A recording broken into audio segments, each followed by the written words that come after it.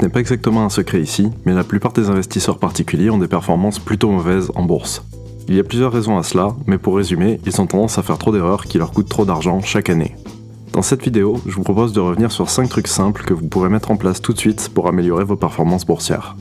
J'ai sélectionné ces 5 trucs en particulier car ils vous seront utiles, quelle que soit la stratégie que vous utilisez. Premier point, maximisez vos contributions. Qu'est-ce que je veux dire par là ? La plupart des investisseurs débutants ont tendance à trop se focaliser sur la sélection d'actions et sur le rendement qu'ils vont obtenir, alors qu'à ce stade de leur vie d'investisseur, ce n'est pas le facteur le plus important. Si ce n'est pas le rendement, quel est le facteur le plus essentiel ? Eh bien, il s'agit du montant que vous dédiez chaque mois à votre compte de bourse. Voici un petit graphique présentant l'importance des rendements comparé à l'importance des apports que vous ferez sur votre compte dans la durée. Comme vous pouvez le voir ici, plus la taille de votre compte de bourse est modeste, moins avoir 8 ou 10% de rendement par an aura un impact significatif sur la croissance de votre patrimoine. En revanche, verser 200 € par mois sur votre compte de bourse au lieu de 100 aura un impact immense. Jusqu'à quelle somme cela irait exactement ? Voici un second graphique utile. Celui-ci représente l'impact de votre épargne comparé à l'impact de vos rendements pour différents niveaux de patrimoine.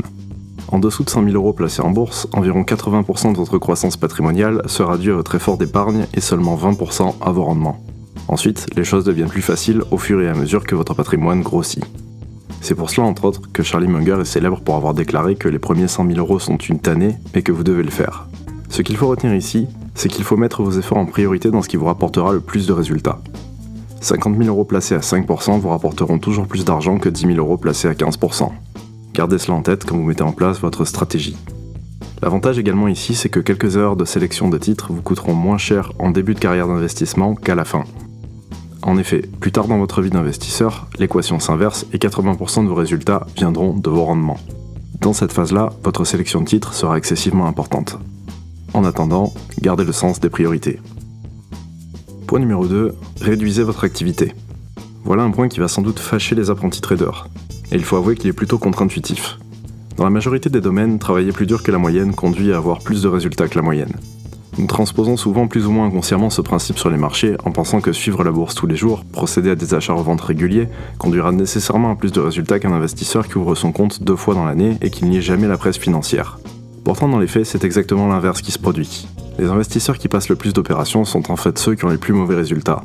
Le graphique que vous voyez à l'écran est extrait d'un papier de recherche intitulé « Trading is hazardous to your wealth ».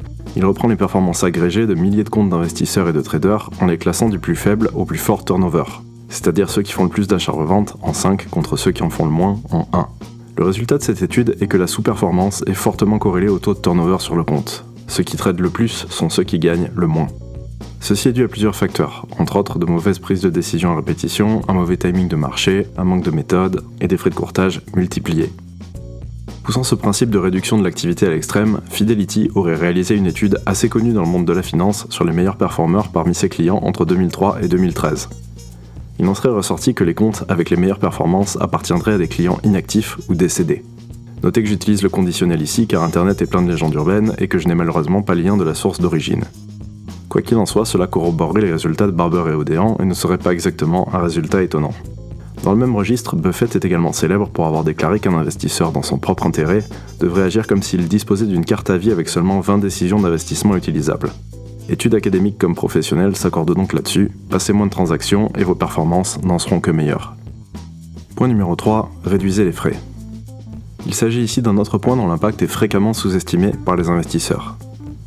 Voici un graphique présentant l'impact de 10 000 € placés sur 2 fonds. Le premier en bleu est un fonds low cost avec des frais annuels de 0,2% par an. Le second est un hedge fund avec des frais de 2,25% par an.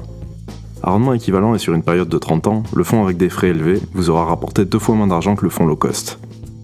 Si vous passez par un fonds d'investissement donc, que ce soit par le biais d'un support optimisé fiscalement comme le PEA ou l'assurance vie, surveillez bien vos frais. Si comme moi vous traitez sur les actions en direct, surveillez vos frais de courtage car vous subirez les mêmes mathématiques négatives si vous devez payer chaque année plus de 2% de frais, ce qui est parfois vite arrivé. Privilégiez donc les fonds et les courtiers low cost. Si vous ne savez pas vers qui vous orienter, plus d'informations à ce sujet sont disponibles dans la description. Point numéro 4, diversifiez plus. Il y a un autre grand mythe boursier à réfuter ici. Celui que si vous diversifiez votre portefeuille, vous diluerez l'impact positif de vos meilleures idées. Voici un graphique représentant les mathématiques derrière les rendements des actions. Peu importe le marché et la période que vous étudiez, vous en ressortirez toujours plus ou moins avec les mêmes maths. une minorité de titres sont responsables de la majorité de la hausse des marchés actions. On retrouve encore une fois ici à l'œuvre la fameuse loi de Pareto citant qu'une minorité de causes sont généralement responsables de la majorité des effets. Il en ressort que si vous ratez cette minorité de titres, les conséquences négatives sur votre portefeuille boursier peuvent être très importantes. Et en sélectionnant vos actions un peu au hasard, vous avez plus de chances de vous tromper que de tomber sur les bonnes. Même avec une bonne méthode de sélection d'actions, augmenter le nombre de titres que vous détenez en portefeuille augmente mathématiquement vos chances d'avoir un super gagnant. Vanguard a d'ailleurs réalisé une étude à ce sujet et la conclusion était identique, plus de titres en portefeuille égale plus de chances d'avoir de bonnes performances. Avec moins de titres, vous dévierez certes plus fortement de la moyenne du marché, mais toujours en moyenne vers le bas et non vers le haut pour la majorité des gens. Diversifiez plus votre portefeuille est donc une chose que vous pouvez simplement mettre en place pour améliorer vos performances. Point numéro 5, commencez maintenant.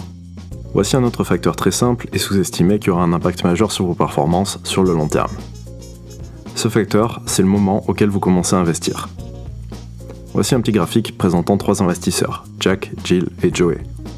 Tous 3 investissent la même somme, à savoir $200 par mois, mais commencent à investir à 10 ans d'intervalle. Jack, en commençant à 25 ans au lieu de 35, se retrouve avec 2 fois plus d'argent que Jill, soit plus d'un demi-million contre seulement, entre guillemets, $250 000. Ce phénomène est poussé à l'extrême dans un autre exemple que j'ai traité plus en détail dans la vidéo Prendre sa retraite en 10 ans, qui présente comment Suzanne peut assurer sa retraite en seulement une décennie en tirant parti de ce genre de mathématiques. N'hésitez pas à la regarder en complément si le sujet vous intéresse. L'idée à retenir ici n'est pas qu'il est trop tard pour vous si vous regardez cette vidéo et que vous n'avez plus 25 ans, mais simplement que commencer à investir aujourd'hui vous rapportera toujours plus que de commencer à investir plus tard. L'investissement est un domaine où les coûts de procrastination sont très élevés dans la durée. Pour conclure, j'espère que vous aurez trouvé quelques éléments intéressants dans cette vidéo que vous pourrez mettre en place tout de suite pour améliorer vos performances boursières. Et si vous ne savez pas par où commencer, plus de ressources sont disponibles dans la description. Sur ce, je vous dis à très bientôt pour une prochaine vidéo qui vous aidera à mieux investir.